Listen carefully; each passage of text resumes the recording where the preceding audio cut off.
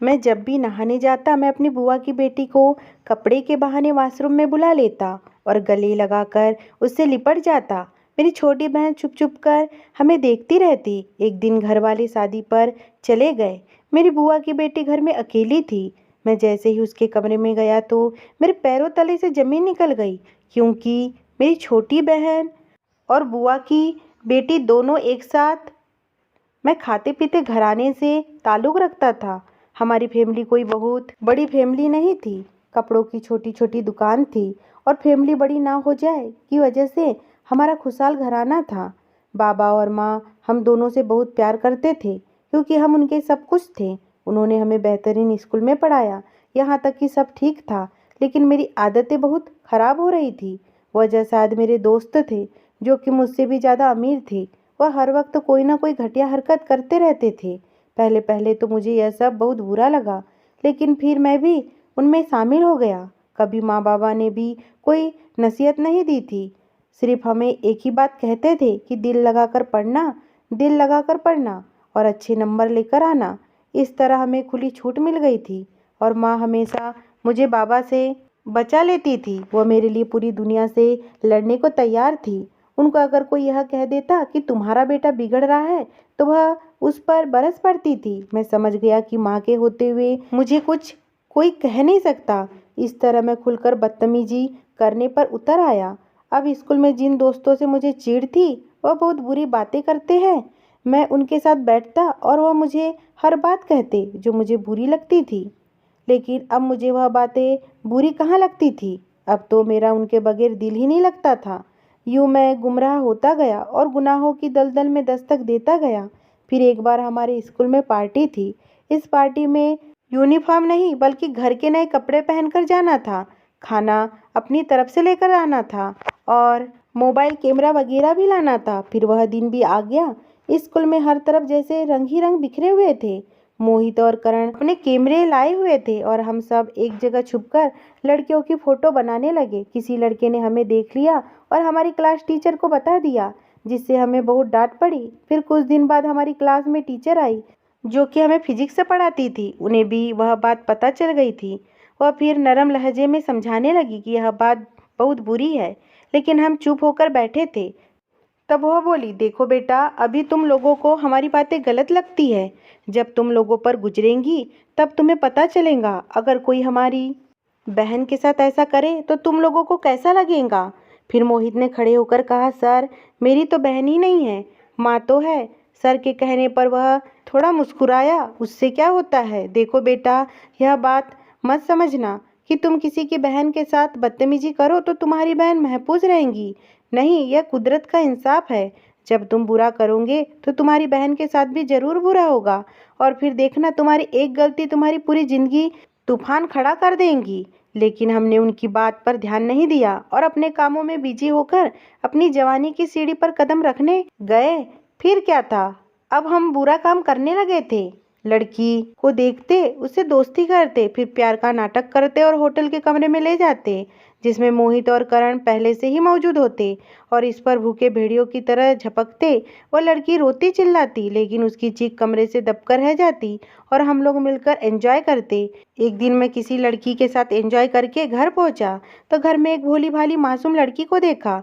उससे पहले कि मैं उससे कुछ पूछता, माँ ने उस लड़की से कहा, राधा बेटी, यह तुम्हारा बड़ा भाई है। वो मासूम सी भोली भाली हसीना मुस्कुराते हुए मेरे तरफ आई और कहने लगी, नमस्ते भैया।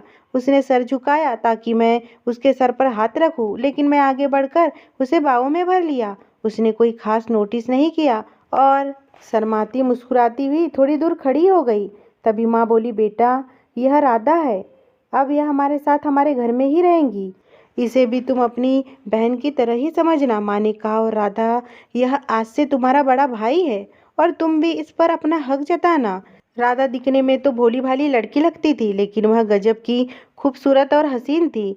राधा की माँ दूर के एक रिश्तेदार की बेटी थी और राधा की माँ मेरी माँ की बहुत अच्छी दोस्त थी। राधा के दो भाई थे। इसके माँ बाप को देहांत हो चुका था। दोनों भाई भी शादीशुदा थे और वह उसकी जरा भी परवाह नहीं करते थे। दोनों अपनी बीवियों में मस्त थे और उसकी भाभियाँ इससे खार खाती थी, आए दिन उनसे झगड़ा करती थी।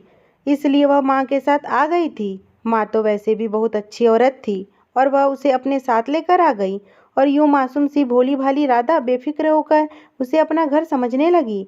राधा को जो काम बताया जाता वह काम करने लगती और वह मेरे काम को भी बहुत ही शौक से करती थी।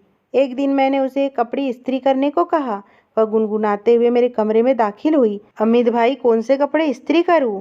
उसने मासूमियत से पूछा और मेरे अंदर का दरिंदा आहिस्ता आहिस्ता झाग रहा था। वह सफ़ेद वाले कपड़े को कर दो, मैं गुनगुनाते हुए कहा था। नहीं अमित भाई, आज आप यह वाले कपड़े पहनो, देखो कितने प्यारे लग रहे हो। वह उनमें से कपड़े दिखाते हुए कहा और मैंने उसे जोर से अपने गले लगाया। उससे पहले कि मैं कोई चीज़ आगे करता वह पीछे हुई और उसकी आंखों में आंसू थे। मैंने हैरानी से पूछा था, क्या हुआ? कुछ नहीं भैया, मैं सोच रही थी कि इतना प्यार तो कभी मेरे सगे भाई ने भी नहीं किया जितना आप करते हैं। उसने आंसू साफ किए और बाहर निकल गई और मैं शैतानी से हंसता हुआ उसे देखता रहा और सोचता रहा कि माल तो घर में ही मौजूद है, वह भी एकदम नरम और फ्रेश। यह सोचकर मैं हंसने लगा। मुझे बहुत शैतानी ख्याल आ रहे थे और मैं भी यह भी नहीं सोच सकता था कि वह भोली भाली लड़की मुझे भाई मानती है और वह तो इतनी मासूम है कि मेरी हर बात को समझती है, बल्कि वह यह समझती है कि भाई होने के नाते उसे गले लगाता हूँ। फिर कुछ दिन बाद सब घर वालों को मोहल्ले में किसी शादी में जाना था। राधा ने जाने से इनकार कर दिया और मैं भी मौके का फ़ायदा उठाकर इनकार कर दिया। इतना अच्छा मौका फिर नहीं आ सकता था। सारे घर के बंदे जा चुके थे।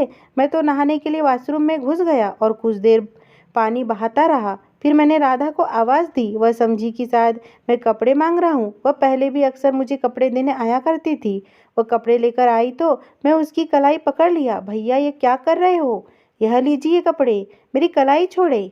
उसने दीवार का सहारा लिया और कपड़े मुझे देकर वॉशरूम के अंदर चली गई। मैंने पेंट पहने और फिर बाहर निकल कर आया। राधा अंदर अपने कपड़े बदल रही थी। मेरे अंदर का दरिंदा पूरी तरह जागने लगा। मैं अंदर दाखिल हो गया। राधा ने अपना दुपट्टा आगे किया और कहने लगी, सॉरी भैया, मैं कड़ी में कुंडी नहीं लगाई, आप बाहर जाओ, मैं अभी आती हूँ। उसके चेहरे पर हवैया उड़ रही थी। मैं उसके करीब गया तो वह कहने लगी, यह आप क्या कर रहे हैं? भैया, बहनों से भी ऐसा मजाक करते हैं क्या? वह रोने लगी, आवाज़ में बोली थी, लेकिन मैं बेपरवाह आगे बढ़ा। प्लीज़ मुझे अपने करीब आने दो, मैं मुस्कुराकर कह रहा था। आप बहन भाई जैसे साफ रिश्ते को गंदा कर रहे हैं। वह 2 कदम पीछे हटी। देखो राधा, किसी को पता भी नहीं चलेगा। मैं एकदम से आगे बढ़ा और उसको पकड़ लिया। मुझे छोड़ो, ऊपर वाले का वास्ता, अमित भाई मुझे छोड़ दो, भगवान के लिए, भगवान से डरो, तुम्हारी भी बहन है, छोड़ दो मुझे। वह रोती रही, लेकिन मैंने अपना काम पूरा किया और उसे इसी हालत में छोड़कर मैं बाहर निकल गया। सब लोग शादी से वापस लौटे तो उसे इस हालत में देखकर सबके पैरों तले से जमीन निकल गई। माँ ने भागकर उसे कपड़े से ढका और फौरन से उसे गले लगाकर रोने लगी। फिर माँ ने उसे पूछा तो उसने मेरा नाम लिया और मैं साफ मुकर गया। मैंने कहा कि जब आप लोग गए थे तो मैं भी घर से चला गया था, लेकिन जब मैं वापस लौटा तो मैंने एक आदमी को घर से बाहर जाते हुए देखा। जब राधा ने मेरी तरफ इशारा किया, मेरी माँ यह बात सुनकर गुस्से में आ गई और उसे बुरा भला कहने लगी, मैंने तुझे घर में पनाह दिया और तूने मेरे ही बेटे को फंसाना चाहा। काश तुम मुझे मालूम होता कि तुम इतनी बुरी लड़की हो, इसलिए तो तुझे तेरे भाइयों ने भी निकाल दिया। वह रोती रही, सफाई देती रही, लेकिन किसी ने उसकी बात ना सुनी। किसी ने उसके साथ इंसाफ नहीं किया। मैं कोने में खड़ा उसे देखा और मुस्कुराता रहा, यहाँ तक कि माँ ने उसे घर से बेदखल कर दिया। तभी मैं भी बाहर निकल आया। देखो राधा, यह मैंने कहा था ना कि किसी को मत बताना। अब देखो तुम्हारा क्या हाल हुआ है। अब कहाँ जाऊंगी? अगर तुम मेरी बात मानो तो मैं तुम्हें इस घर में वापस ले जा सकता हूँ। मेरे घटियापन की हद पार हो गई थी। उसने एक जोरदार थप्पड़ मेरे मुंह पर मारा और कहा, घटिया इंसान, तू मेरी इज्जत से खेला। तू देखना, कल मेरा बदला कोई तुझसे जरूर लेगा। इस दुनिया में किसी ने मेरे साथ इंसाफ नहीं किया, लेकिन ऊपर वाला जरूर इंसाफ करेगा। वह कहकर रोती हुई चली गई। उसके बाद वह अपने भाइयों के घर गई।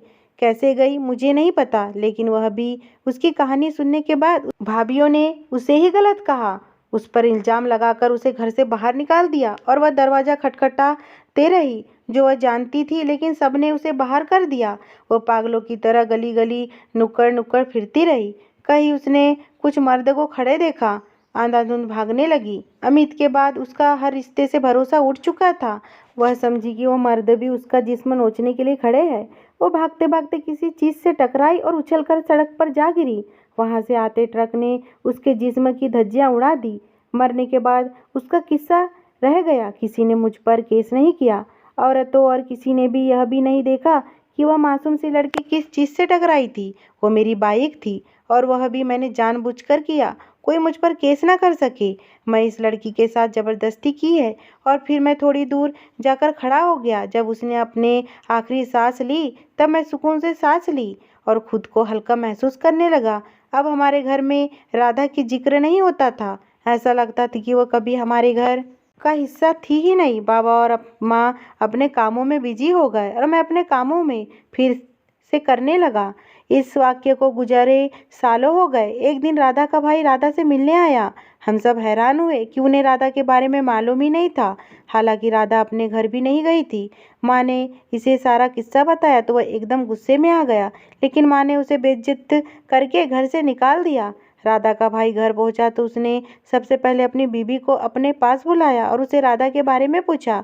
तो उसने कहा कि वो यहाँ नहीं आई थी। जब उसने अपनी बीबी को डांटा तो उसने सब कुछ बता दिया कि उसने उसे अपने घर में नहीं आने दिया। उसने अपनी बीबी से बहुत लड़ाई की और नाराज हो गया, लेकिन अब क्या फायदा था। वो मासूम तो इस दुनिया से जा चुकी थी, वो भी चरित्रहीन का इल्जाम अपने ऊपर लेकर। फिर 5 साल का वक्त गुजर गया और मेरी बहन भी जवान हो गई थी। और इस वक्त मैं और मेरी बहन का रिश्ता आया जो कि हर लिहाजा से बेहतर था। माँ ने झट से हाँ कर दी और फिर रोज तैयारी होने लगी। बहन का सारा दहेज इकट्ठा हो चुका था। घर में भी बहुत खुशियाँ थी और मैं भी बहुत खुश था। होता भी क्यों ना, आखिर मेरी बहन की शादी थी। और जहाँ तक राधा का किस्सा था, इससे तो मैं बिल्कुल भी शर्मिंदा नहीं था, क्योंकि मैं राधा जैसे कई लड़कियों को उजाड़ा था। मुझे कोई पछतावा भी नहीं था।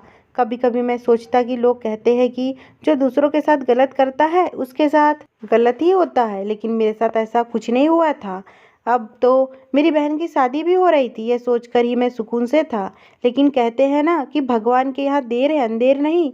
इस तरह बहन की हल्दी हुई और माँ बाबा सारा दहेज का सामान देखने चले गए। मैं बहन के पास आया और कहा कि तुम खाना मत बनाओ, मैं होटल से लेकर आता हूँ। मैं मुस्कुराता हुआ बाहर निकल गया।